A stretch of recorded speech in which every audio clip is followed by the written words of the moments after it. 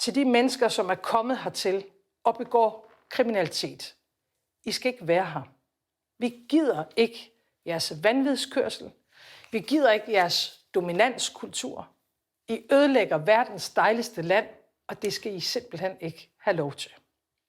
Der er ingen, der kan forstå, hvorfor en irakisk mand, der er dømt for brutalt at overfalde en sagsløs person med en golfkølle, ikke kan udvises.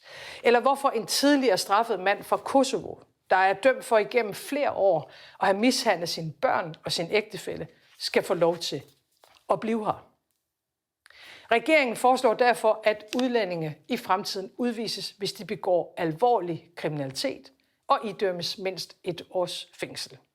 Og det er uanset, hvilken tilknytning de har til Danmark.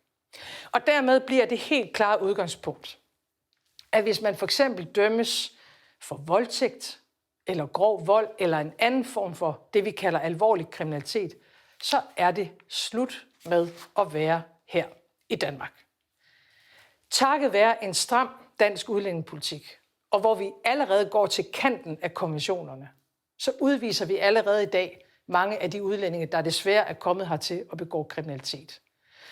Når vi nu kan gå videre, så skyldes det, at det før jul lykkedes Danmark, sammen med Italien, og samle opbakning fra 27 lande til en ny fortolkning af den europæiske menneskerettighedskonvention.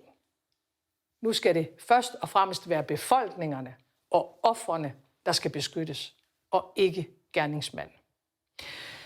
Og i stedet for nu at vente flere år på, at det her så slår igennem i domstolens praksis, så går vi forrest i Danmark og gennemfører lovgivning allerede inden sommer.